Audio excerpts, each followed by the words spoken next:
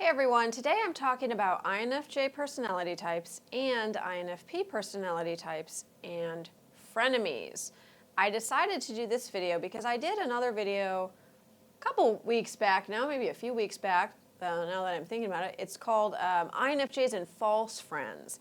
And that one got a really big response. I wasn't actually expecting that big of a response on it, but after I put that video out, I got a ton of emails and messages from people who said, this is my life, this has happened to me, this is a really resonant experience that maybe I have a little bit too much experience with, and I'm kind of sick and tired of it. I'm sick and tired of attracting all these false friends into my life. So I thought I should really go a little bit deeper on this and make an INFJs and Frenemies video. So this is for INFJs and INFPs as well, who tend to attract frenemies into their life. Now, INFJ personality types and INFP personality types, both of us, tend to attract people into our lives who give us mixed messages. We tend to do this in all areas, romantic as well as friendship, but this video is focusing on friendship. But we do tend to attract friends who give us mixed messages. So they might on the surface give us the message of, oh, I like you, I want to get to know you, I want to be friends with you. But then under the surface, there's like this undercurrent that we can sense that we usually push away or ignore in the early stages of the friendship. This undercurrent of, I'm jealous of you, I'm threatened by you. So it's this weird feeling we have with them where it feels like they like us, don't like us. They want to be friends with us, they're jealous of us. They want to get to know us, but they're threatened of us.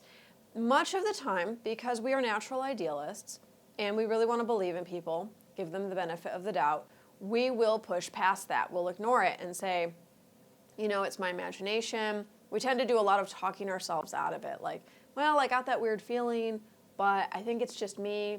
I'm reading too much into it. It's probably nothing. I'm overreacting. I'm too sensitive. We tend to have these kinds of scripts playing in our heads already. So it's very easy to do this when we form a new connection with someone and we're getting these weird mixed signals to talk ourselves out of it and say, no, it's just me. She was perfectly fine. She didn't say anything out of the ordinary. Everything she said was perfectly nice. It was just some weird feeling I got because I'm weird and I'm misreading the situation.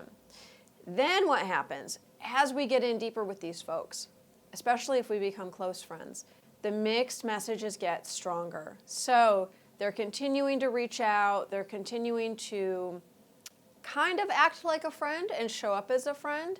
But then as certain things happen in our lives, like we might share with them, you know, oh, I'm really hoping for a promotion at work, or I'm really wanting to publish my book and I think next month is going to be the month.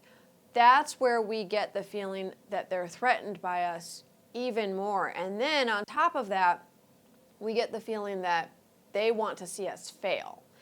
In extreme cases, we might even feel like they want to sabotage us, or they are actively thinking about how they want us to fail. That's a really extreme case. Usually it doesn't seem to be conscious on their part, and we can pick up on that fact too. It seems like they maybe want us to fail because they're threatened by us or they're jealous of us, but we pick up on the fact that they're not altogether aware of that even within themselves. It's something that does exist, it is in them, but they're not consciously looking at it. So this is very confusing for us, and it's very hurtful as well. And the longer it goes on, the more we see this behavior and get these mixed messages from these frenemies, the more hurtful it becomes, because INFJ personality types and INFP personality types are both what is known as internalizers, which means we internalize things. If we have problems in relationships, if we have conflict or tension in a workplace or in a family situation, in any kind of human relationship, we tend to take the blame. That's the first thing we do. Oh, it must be my fault. I've done something wrong, or I am wrong. This comes from early childhood conditioning, early childhood trauma, but we do carry it into our adult lives. So we just sort of make that unspoken, unconscious assumption lightning fast, and we never go back and question it. So when we have a relationship with these frenemies, and more we're feeling that tension of, I feel like they're jealous of me, or they're upset with me, or they want me to fail, they really don't have my best interest at heart, then we internalize that. And even if unconsciously we think, well, that's because it's my fault. I've done something wrong. I'm not good enough. Maybe we might think like I'm being too big. I'm showing off, right? Like I need to make myself smaller. That's also a common pattern for INFJs and INFPs because in childhood, we usually had to make ourselves very small in the household, if not invisible, so that we didn't threaten our parents or we didn't feel like we were a burden to our parents, we weren't an inconvenience to our parents or anyone else in our family. So that's another common pattern of like, oh, I'm not making myself small enough. Again, it's my fault. Like I'm showing off or I'm too big for my britches, right? It's that kind of mindset and mentality that comes out with these frenemies where we really feel like we've done something wrong. And we get scared of being too big in our energy. We get scared of having needs and of asking to be seen in any way because we can feel instinctively that that's going to trigger them in some way and that they are going to be upset with us or they're going to have some sort of negative emotion against us, which is very difficult for INF personalities to deal with. When we feel like someone has active negative energy that they're directing toward us, that's very hard for us to handle emotionally and energetically. And we'll do almost anything to avoid that. So if we feel like we're going to trigger someone, we will really hold ourselves back, suppress our own needs. We will adopt a lot of dysfunctional coping mechanisms to make sure that doesn't happen. And that's what happens with frenemies. We can sense under the surface, something's wrong. They don't like that I'm doing this. They want me to fail. They're threatened by me. They're threatened by my success. I better pull back.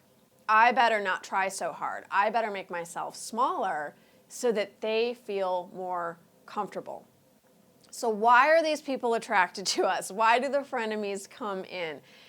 Well, that's also a mixed bag. They tend to come in initially because there is something in us that they are attracted to. There's something about us that they usually admire. And the frenemies in the initial stages of a friendship, they will really idealize the INFJ or the INFP who they're becoming friends with. So the frenemy who comes into your life, they might say, wow, you're the best listener I've ever met, or I just love talking to you, or I feel so seen when I'm around you, right? They really pick up on your counselor skills and your listening skills, and they really like that.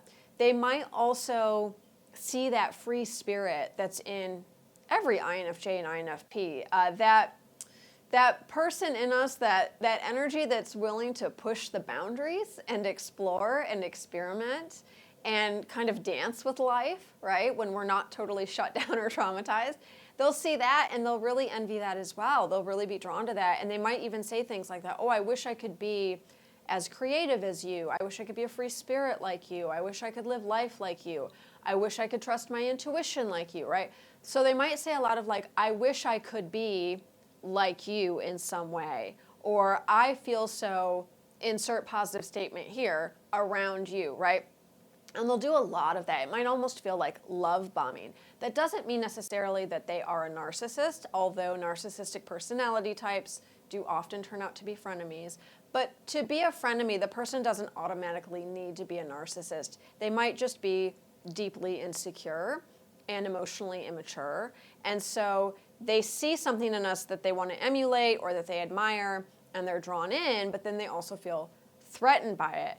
And then when they get in closer to us, they do get that juicy INFJ, INFP energy, and they really love that. They love the kind of attention we give them. They love that we will hold space for them, that we'll listen to them, that we can really see them, and so they want to keep coming back. But as I said, these types of people are deeply insecure. At the core, they are deeply insecure, and because they are so insecure, and because they are emotionally immature, they do tend to be very self-absorbed and very threatened by other people.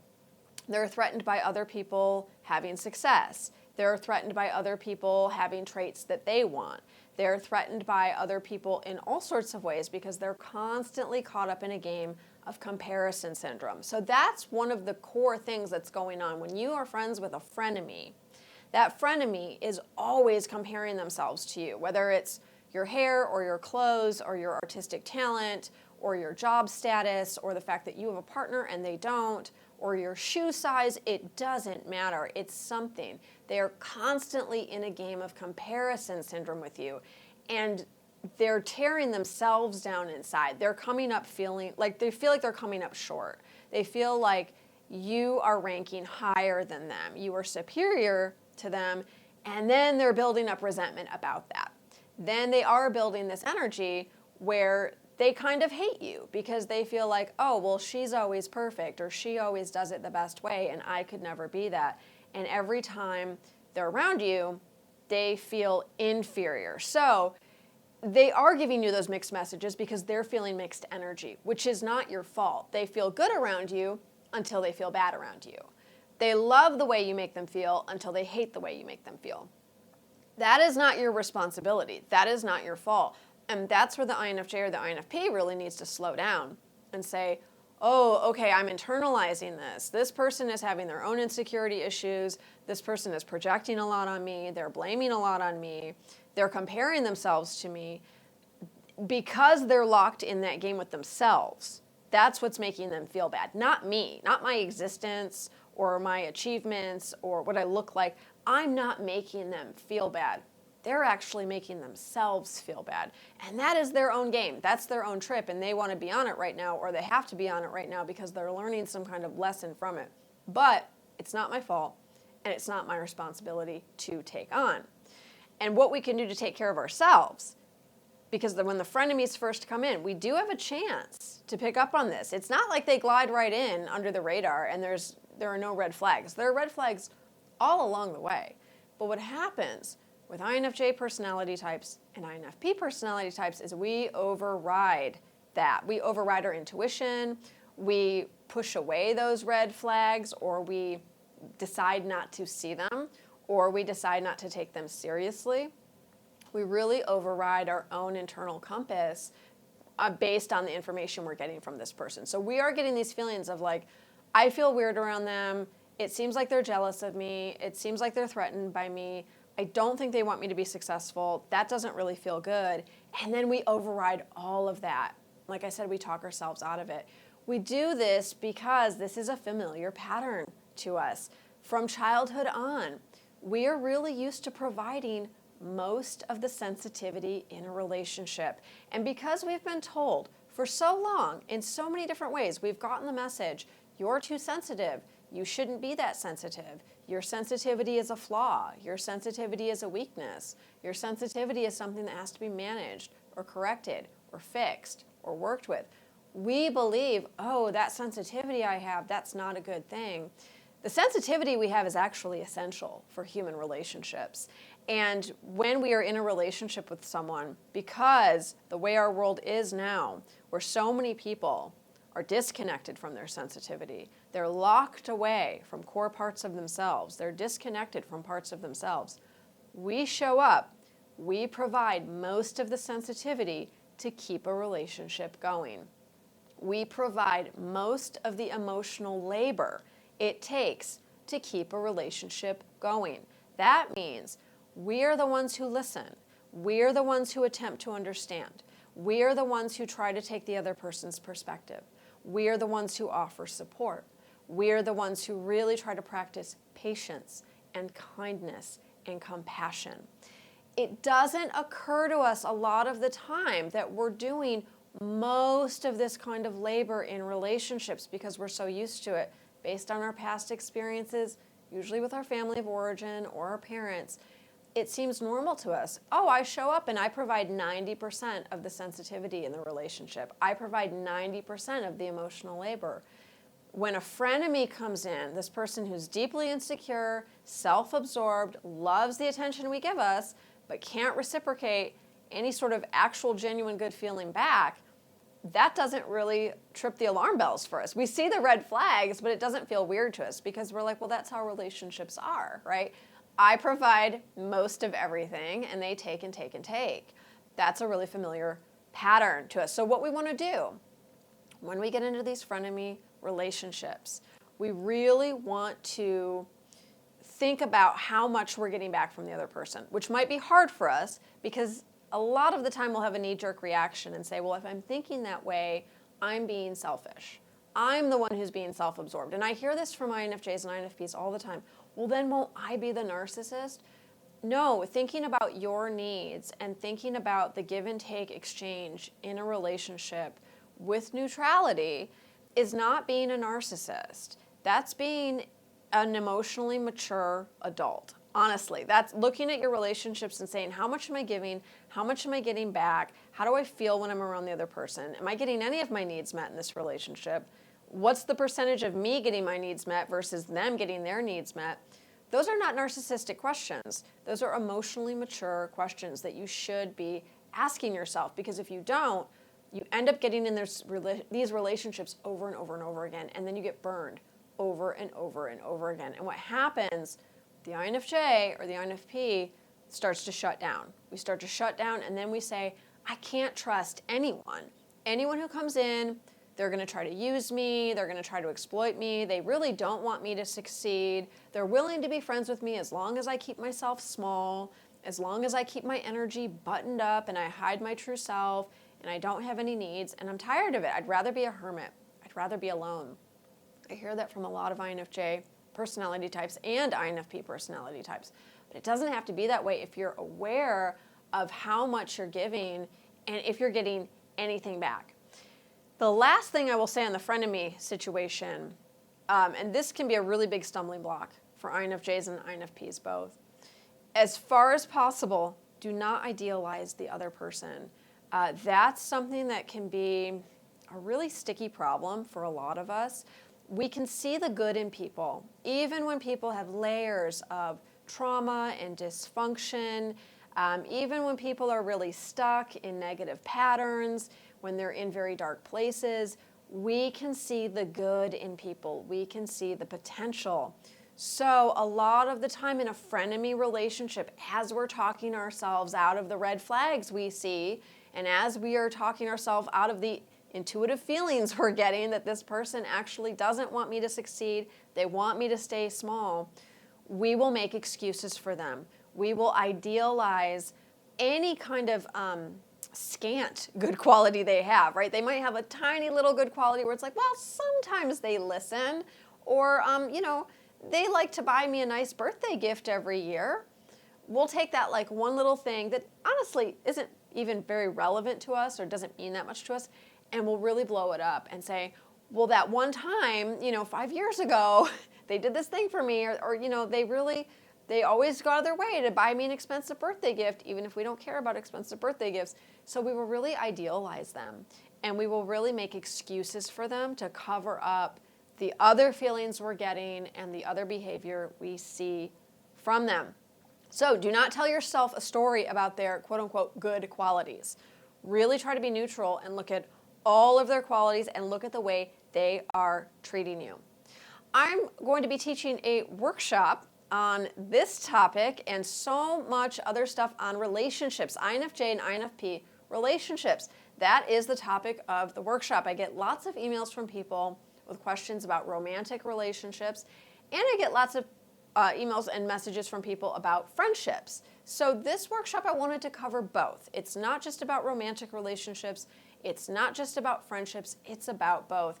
And it's also about dealing with people, I will say in the neurotypical world, right? Dealing with people who are non-INFJs and non-INFPs, who don't think the way we do, who don't see the way we do, and how do we handle that? How do we manage the communication and the exchange and the interactions we have with people when we feel like it's impossible for them to understand us? This is a really kind of hard, common thing for NF people because we are so good at understanding other people and they are not very good at understanding us. So that is sort of almost like salt in the wound, where it would be one thing if we felt like we just couldn't understand each other, but it's not like that for NFs. For NFs, we actually really deeply understand the other person. We've been watching them over a long period of time, usually. We can understand their motivations, we know their preferences, we know their past and their context, we know how everything fits together. So why they are doing the thing they're doing or why they're thinking the way they're thinking does make sense to us. We've put a lot of work into understanding them. they can't do that for us. So it feels like a one-way street, and it feels like a one-way street in a really painful way. So we're going to talk about that too in this workshop, like what to do when you feel like you can understand your family, you can understand your partner, you can understand your friends, but they can't understand you. So friendships, romantic relationships, feeling misunderstood as an INFJ or an INFP, and how we can move into a place where we feel better, honestly. Maybe we can't solve all of these problems, but we can really feel better about them, and we can understand why we never feel seen, why we always feel misunderstood. Please sign up for my newsletter to get updates on the new class, and hopefully by the time this video airs, I'm hoping the link will be available below for sign up, so you can just sign up directly there. If you have questions about the class, lauren@laurensapala.com. Please sign up for my newsletter anyway, because that's where I send out all the updates about new classes. People always ask me, where can I find the info on your website? It's not on my website, but you will get it if you're on my newsletter list immediately. So please sign up for my newsletter list, and please subscribe to my channel and like this video. It helps me out, helps the channel out. I really appreciate it. And hopefully I will see you in this workshop for INFJs and INFPs on relationships. Thanks so much, everyone. I'll see you next time.